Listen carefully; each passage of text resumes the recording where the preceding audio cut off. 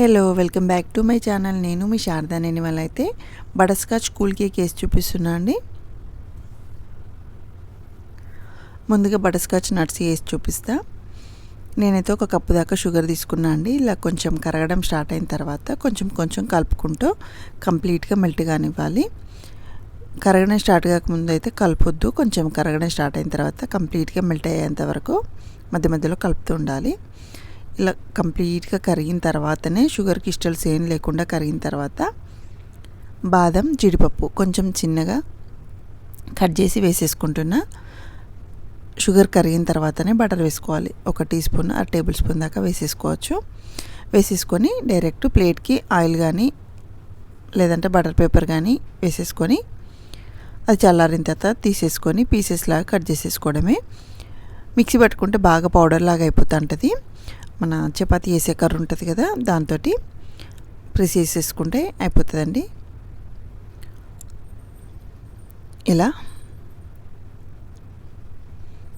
మొత్తం అనేసుకొని ఒక ఎయిట్ బాక్స్లో పెట్టేసుకొని ఫ్రిడ్జ్లో స్టోర్ చేసుకోవాలి. బయట ఉంటే క్యారమెలైజ్ అయిపోతూ ఉంటుంది. నేనైతే ఈ బాక్స్ వరకు అయిపోయినాయండి.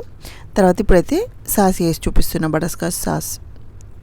ఇది మధ్యలో ఫిల్లింగ్లోకి వేసుకోవడం అన్నట్టు. ఈ క్యారమెల్ చేయడం సేమ్ అండి.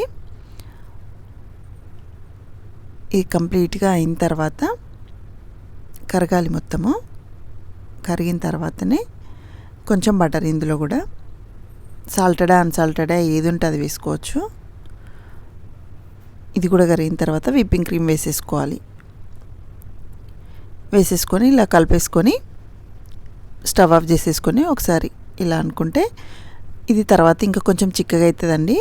ఇది కూడా కంప్లీట్గా చల్లారిన తర్వాత ఫ్రిడ్జ్లో పెట్టేసి స్టోర్ చేసేసుకుంటే 15 డేస్ దాకా కూడా వాడుకోవచ్చు.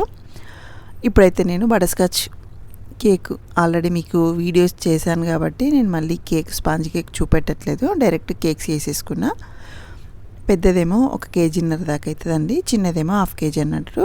స్టెప్ కేక్ చేద్దాం అనుకున్నా కాబట్టి 2 సపరేట్గా ఒకటేసారి బ్యాటర్ రెడీ చేసి పెట్టుకున్న. పెద్దదానికి 4 పీసెస్ కట్ చేసుకున్న, చిన్నదానికి 2 పీసెస్ కట్ చేసేసుకున్న. తర్వాత టర్న్ టేబుల్ పైన చిన్న కర్చీప్ కానీ ఏదైనా క్లాత్ వేసేసుకుంటే తిరగదు. తర్వాత విప్పింగ్ క్రీమ్ ఫస్ట్ బోర్డు కొంచెం అప్లై చేసేసుకోవాలి. కేక్ అటు ఇటు కదలకుండా ఉంటుంది. తర్వాత ఫస్ట్ లేయర్ కింద మన డౌన్ లేయర్ ఉంటుంది కదా, కట్ చేసుకునేటప్పుడుది అది పెట్టేసుకొని షుగర్ సిరప్ స్ప్రెడ్ చేసేసుకోవాలి. ఈ షుగర్ సిరప్ అయితే నా దగ్గర షుగర్ పౌడర్ ఉంటుంది కదా, మన కేక్ కోసం రెడీ చేసుకుంది, అదే వాటర్లో వేసేసుకొని కరిగిన తర్వాత ఫ్రిడ్జ్లో పెట్టేసుకుంటా అండి. తర్వాత క్రీము ఇలా స్పాచులతోటి మొత్తం స్ప్రెడ్ చేసేసుకోవాలి. కేక్ క్రీమ్ కొంచెం ఎక్కువ అనుకున్న వాళ్ళు ఎక్కువ వేసేసుకోవచ్చు. ఇది ఫ్రిడ్జ్లో నుంచి ఇప్పుడే తీసాను, అందుకే కొంచెం ఎక్కువ చిక్కగా అయింది. ఇది బాగా ఎక్కువ వేసుకోవద్దు, లేయర్ కొంచెం వేసేసుకోవాలి.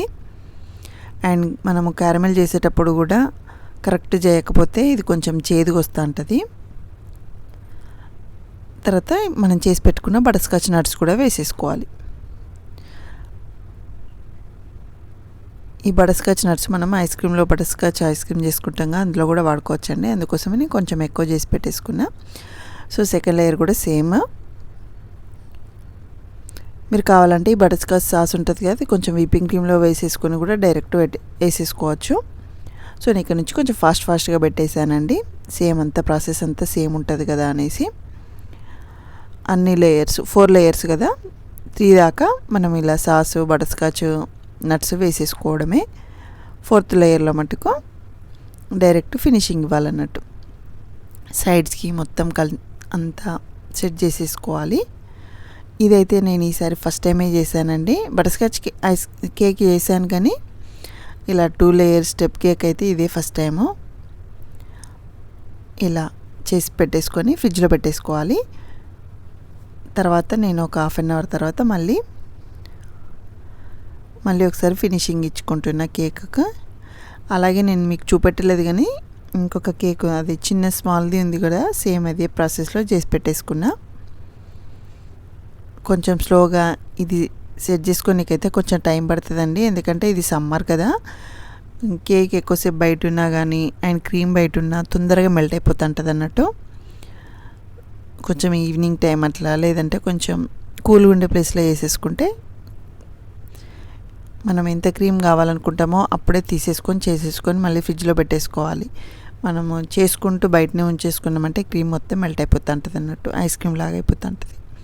సో ఇలా రెడీ చేసేసుకున్నా అండి. తర్వాత ఇప్పుడైతే ఇవి ఫ్రిడ్జ్లో పెట్టేసుకొని నేను ముందు రోజే వేసేసుకున్నా ఇది. తర్వాత డెకరేషన్ పార్ట్ వచ్చేసి బర్త్డే రోజు ఈవినింగ్ చేసేసుకున్నా ఇది కేకు. ఇంకా 7 o'clock బర్త్డే అయితే 6 o'clock అట్లా చేశాను. బ్లూ కలర్ వేసేసుకొని నార్మల్ క్రీమ్లో ఇలా కొంచెం డార్క్ వచ్చే వరకు వేసేసుకొని చేసేసుకోవడమే. సో మళ్ళీ ఫినిషింగ్ సేమ్ చేసుకోవాలి.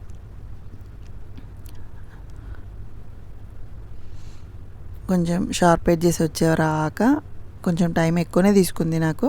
అండ్ నేను కొత్తనే కదండి, కానీ ట్రై చేసా, బాగానే అనిపించింది. కేక్ కూడా తిన్న వాళ్ళంతా బాగుందన్నారు. ఇది చిన్న కేక్ మీకు 1/2 kg అన్నా కదా, అది కూడా సేమ్ ఇలానే డెకరేట్ చేసి పెట్టేసుకున్నా, ఫ్రిడ్జ్లో పెట్టేసుకున్నా అండి ఇలా. తర్వాత అందులోకి స్టెప్ చేయడానికి పైన ఇవి బయటనే మొన్న వీడియోలో చూపించాను కదండి, ఇవి తీసేసుకున్నట్టు పైకి ఎక్కువ ఉన్నది కట్ చేసేసుకొని పైన కొంచెం క్రీమ్ అప్లై చేశాను. తర్వాత కింద చిన్నగా డెకరేషన్ ఇచ్చాను. తర్వాత పూలు ఇలా పైన వేసుకుంటున్నా. 1/2 క్రీమ్ ఏమో ఒక సైడ్ వేసానండి, 1/2 క్రీమ్ ఏమో వైట్ కలర్ వేసాను. ఒకటేమో 2D నోజల్, ఒకటేమో 1M నోజల్ అన్నట్టు. మళ్ళీ ఏం చేంజ్ చేయాలని ఒక దాంట్లో అది, ఒక దాంట్లో ఇది తీసుకున్నా. ఇదేమో న్యూట్రల్ జెల్ అండి, రెడ్ కలర్ మిక్సీ వేసేసుకొని వేసేసుకుంటున్నా హ్యాపీ బర్త్డే అని.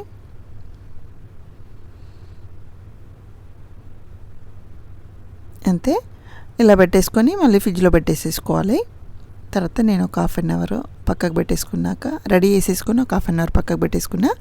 నేను డెకరేషన్ కోసం తెచ్చుకున్న స్టార్ అండ్ అలాగే బటర్ఫ్లై ఉంటే ఒక 2-3 ప్లేస్లలో పెట్టానండి.